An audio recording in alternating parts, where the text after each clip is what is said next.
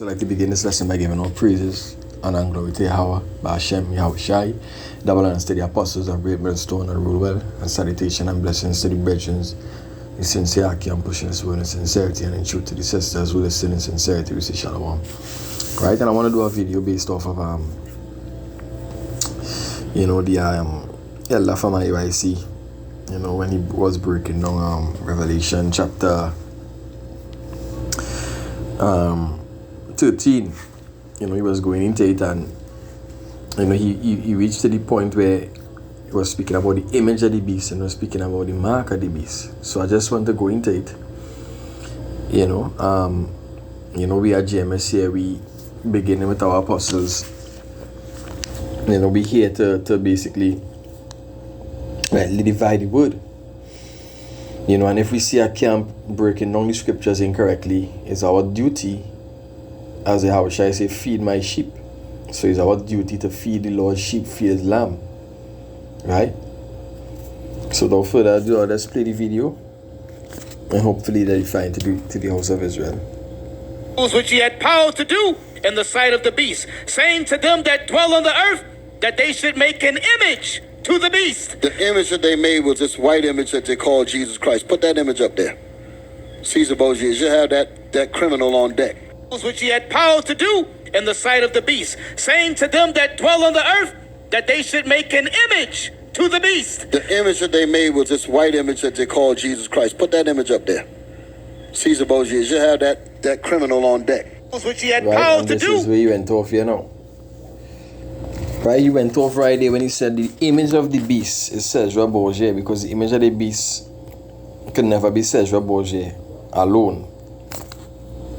Right? Because what's this? In the sight of the beast, saying to them that dwell on the earth, that they should make an image to the beast. The image that they made was this white image that they called Jesus Christ. Put that image up there. Caesar Borgia, you should have that criminal on deck. We used to keep him in a cage over there. You should have him ready to go up when I asked for him. Where you at? There you go. Okay, read that again. Which he had power to do in the sight of the beast, saying to them that dwell on the earth, that they should make an image to the beast. This is the image that they made. This the beast. That's the image of the white man. That's the image of the beast. Go ahead. Which had the wound by a sword and did live. That's history there. That because Rome resurfaced as America. That's Right, say, can't see the image of the beast is Cesar Borgia. Right? Which had the wound by a sword. This the beast. That's the image of the white man. That's the image of the beast. Right, Go so you ahead. say the image of the beast is the white man. Listen now. Which had the wound by a sword and did live. Which have the womb by the sword and they live. That's speaking about the Roman Empire, which you will say. That's history there. That because Rome resurfaced as America. That's why they had what was called a Renaissance. Right. Rome had fell in 193 AD to black Jews. That's a whole lot of history our people don't know. Right. So you're correct on that one. Right. You're correct. That's speaking about Rome. But how the image of the beast could be Cesar Borgia? If then you're saying the wound and did live is the Romans. Now the image of the beast is the whole Romanized structure. The way how America set up itself as the ancient Roman Empire, the Capitol buildings. Alright? The whole structure of how America governed the country. Right?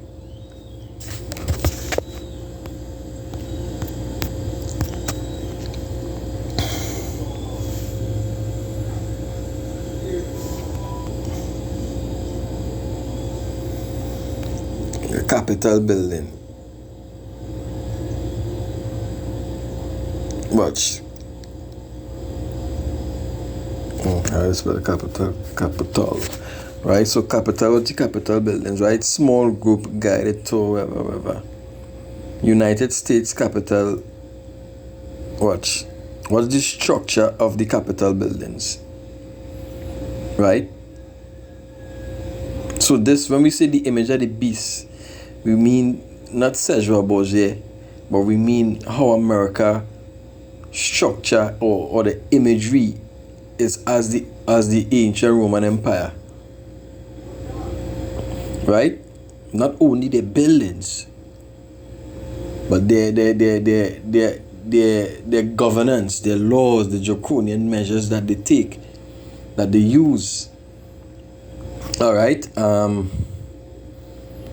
I could type in, right, Roman buildings in America. Right? Greek and Rome influence. Greco-Roman Empire. That is why I call it the Greco-Romans. Right?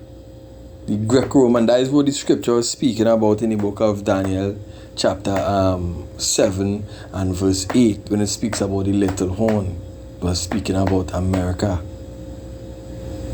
It was speaking about America. Came out from the Romans. Right? So the image of the beast is not Cesare Borgia. Right? He set up an image. No, it's not that. Alright, let me see. What building in the US have Roman architecture? Let me see. It says, and while the White House is the most famous government building to incorporate Roman architectural influences, it is by no means the only one to do so. The Federal Hall in New York City features Doric columns, which are flated columns without any decoration on the top or base and are directly on the floor. So let me click on this. How Roman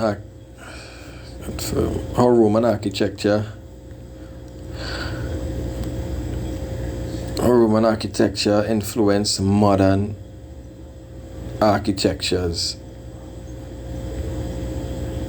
Alright. So watch it. Image. So it says Roman arcs are also found in modern architecture, such as the interior of Union Station in Washington, D.C., while initially developed by the Greek.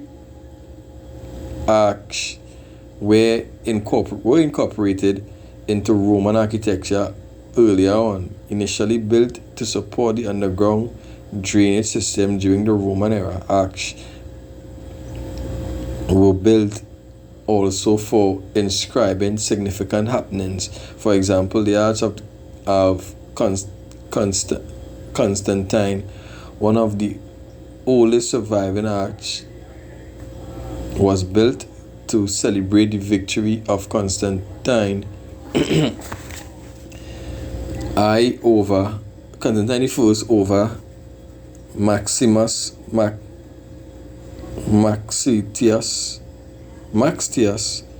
if I pronounce it right, so like, yeah, if I butcher it, at the Battle of the Milvian Bridge. It says the list goes on and on. While Roman architecture influencing the design of buildings that wish to display an image of grandeur and classic sophistication, the Jefferson's Memorial in the United States couldn't look more Rome if it tried. So there's a whole list of architecture buildings in the United States. It goes back to the Roman influence. But not only the buildings, but the Romanized system. Right? The Romanized system. This is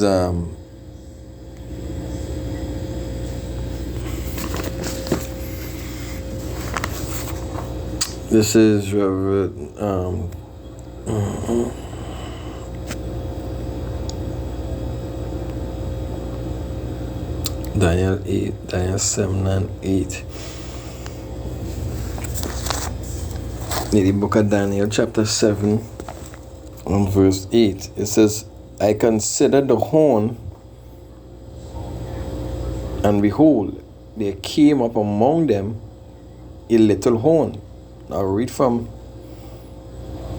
7. It says, and after this I saw in the night vision, and behold, a fourth beast, dreadful and terrible, right?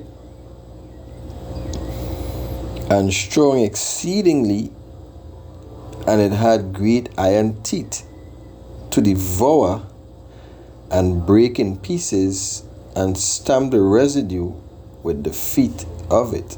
And it was diverse from the beast that were before it, and it had 10 horns, right? And I considered the horn, and behold,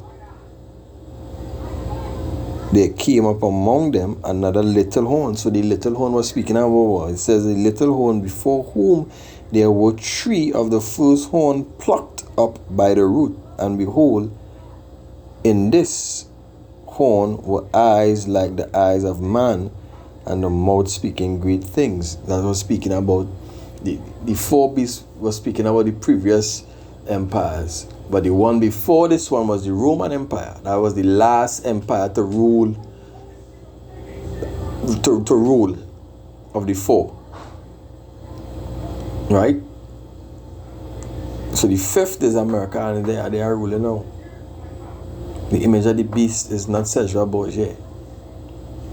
The image of the beast is a part of the Cesar Borgia is a part of the image of the beast, but it just don't stop. It just is not that in particular. It's not that in particular. It can never be that in particular. The image of the beast can never be the image of Cesar Borgia, the white man, the white Jesus. You understand? So, moving on.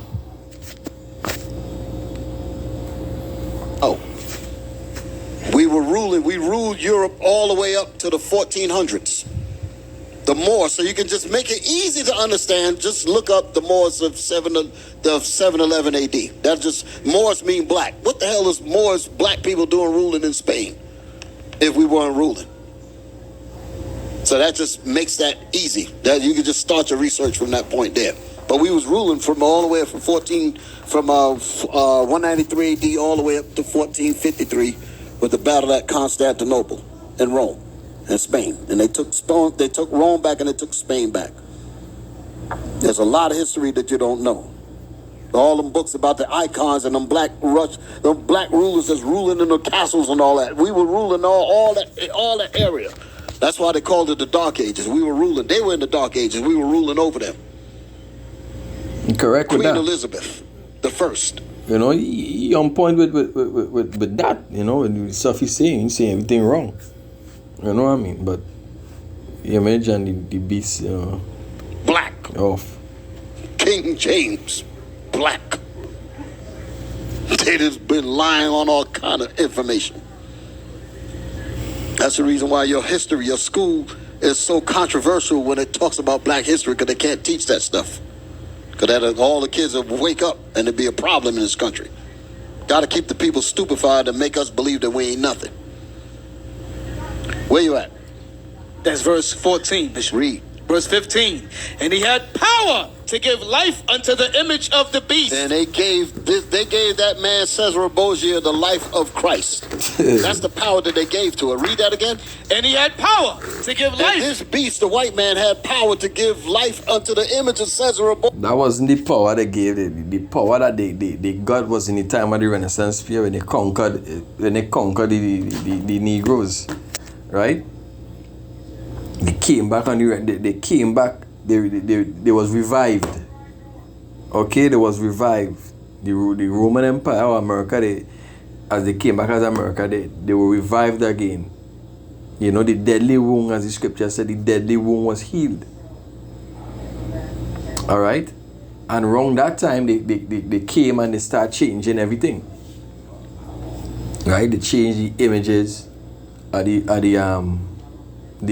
prophets. They changed the images of the Lord. Right, they changed history.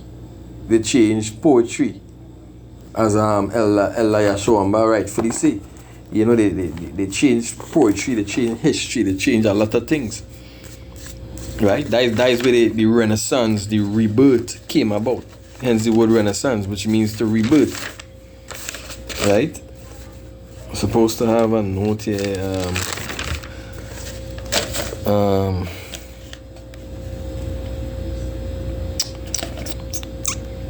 If I could find it. And so they change poetry, everything, science, falsify everything, they make it, everything was changed. Yeah, that's who he is. That man literally posed for Christ. He usually posed for the image of Christ. A white man. Posed for the image of Christ. A white man. A lie. The book of Revelation tell you they have hair like wool, woolly hair with bright skin so dark look like it was burnt in a furnace. So where in the world they come up with this Charles Manson looking image from? Read that again. And he had power to give life unto the image of the beast. So what did Esau do? They said that we're gonna take Caesar Borgia, the second son of Alexander the Sixth of Rome, and we're gonna make him Jesus. And we're gonna this is Jesus Christ and make them all believe that. That's Charles Manson that showed to him. This is a convicted murderer, helter-skelter killer in the 70s. There's your Jesus right there. And we gave him a weekend furlough to let him come on our program so that we can let you see. Okay, get it here. We're about to send him back now. The transport bus is ready to take us behind back to jail. The image of the beast should both speak. How does this image speak? They put it in your movies. Put it in your cartoons. They find an actor look just like this and say, this is Jesus. And here's your kids in Christianity talking about, the image of the beast speaking. Right? Speaking through the actions. You understand? How ancient Rome was, how the Romans was. Scripture says the kingdom of heaven suffered violence, and if violent take it by force. Right? But they're doing the taking away all your rights as a human being. Right? The measures that they go into, look for the COVID. Look for the COVID what they did. And I just to name a few. Right? Jesus said, love the little children. And get to the point. Caesar Borgia. Jesus, they say you're going Mark in their right hand or in their forehead. Right. Read. What verse you in? That was verse 15. Read. Come on. And he causeth all, both small and great, rich and poor, free and bond, to receive a mark in their right hand or in their forehead. That's what I was talking about earlier. In their right hand and in their forehead. Meaning to do sin and think sin. That's all it's talking about. Ain't talking about some microchip. That As I put, now they say the mark of the beast is to do sin and to think sin. bull crap Put it out back. it. Meaning to do sin and think sin. That's all it's talking about. Ain't Now, the scriptures say our righteousness is filthy rag. We sin on a daily basis. Not willfully, but unintentionally. So that means that we have the mark of the beast in us. Does that, it don't make sense. Right? Now, this lesson going to be long and I'm going to cut it short here right now. Just to get straight to the point. Now, what he's saying there, it totally don't make sense. Think. Sometimes people let us stop and think. Don't let nobody think for you, but think. Right? It's a physical something. Because the other day I speaking to a 7 Days Adventist girl, and she's a 7 Days Adventist, to her heart. Fully. And I asked her, what is the mark of the beast? I said, they still believe the Sunday worship is the mark of the beast? She said, I don't believe that. She said, I believe it's a physical mark. We'll go into it because you can't go and sell Sunday worship. She said, it don't make sense. So, she for one thinking, because this thing is about salvation. If people come to you and keep on telling you the wrong thing, and you don't think for yourself, you're going to be condemned. You're going to get put to death if you don't use your head. Start using it, exercising your lab. Make sense out of things. some microchip. That bull crap out of your head. There ain't no microchip gonna make you sin. People stupid as hell. The what? You see, ain't no microchip going to make you sin. Now this it go way back to the law when the law speaks about in the book of Luther. The book of I give him good thing. Speaking about the carvel in your flesh. I believe it's in Leviticus 19. Right? And even this in particular, it say if you he calls it all about small and great, rich and poor, free and bond to receive a mark in his right hand or in his forehead. So when you read Revelation 14 and verse 9, I will get to that, a matter of fact. Man puts a thought in your mind to make you think that sin is pleasurable. And you end up thinking it and you end up doing it. But that's an everyday something. Let's say we willfully sin, but when it comes to the law, certain things you go do off. Like on the Sabbath day, you might have to work, or certain other instances where I can't really bring into words, but okay, remember, but you're sinning thoughts, words, your deeds unintentionally. So is that the mark of the beast? The mark of the beast is something physical. It's a physical something that is going in to your body. It's going to be pricked in your hand or in your forehead. Look up Neuralink, right? Look up Synchron, the competitor of Neuralink. And there's a whole variety of different microchipping companies. And what are these microchips going to, what are these chips going to do? Because they're just saying microchip, ain't no microchip make you sin. But what the chip going to do is what the chip going to do, what it's going to imitate. It's going to imitate that. It's going to actually make you, so like it's going to actually make you be able to walk again and make it to see again, giving the ability to be normal. Right? So they actually have the power of the Most High. Well, not the power of the Most High, but they will feel that they have the power of the Most High to give life, and to give back, certain body parts or faculties, whatever the case might be. Right? But in other words, the performing miracles. Right? So it's not just a microchip and that is it. It's what the microchip doing. Who it imitating. The book of Revelation chapter 14 and verse 9, it says, "And the third angel followed them, saying with a loud voice, If any man worship the beast." Who is the beast? Right? Or what is the beast? The beast is the whole Romanized system, the whole Romanized empire. A matter of fact, the image of the beast. The image of the beast is the whole Romanized empire, the Romanized system. Right? The beast is the NATO, the EU. Right? The beast is America. Right? They put it so. So you're taking the mark of the beast. The NATO, the EU. Right? So it's say, I'm going from a sword here.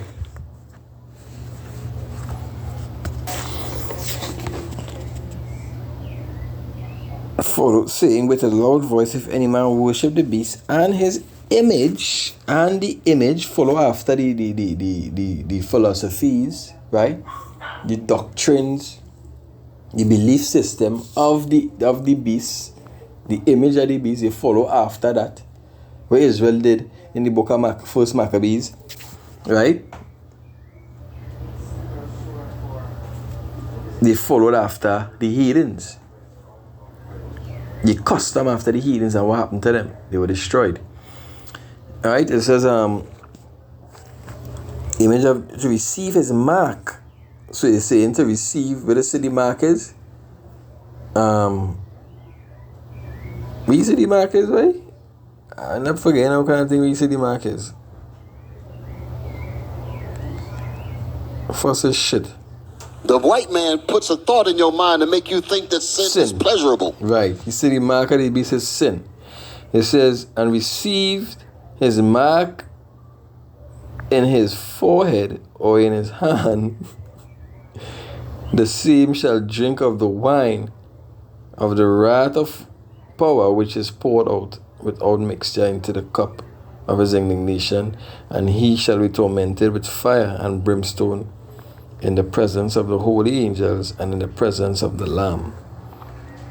Right? This is what's going to happen when you take the mark of the beast, the charagma. Right? And we already know when you go into the word charagma, what you're going to get is a physical something physical.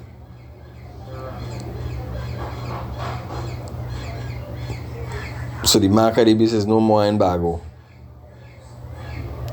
Double-minded man is unstable in all his ways. But that's how I give all praises to Yahweh Bashim Yashai, Bashim Makakolash, double honesty, the apostles rule by the great millstone, shalom to the hope for the elect.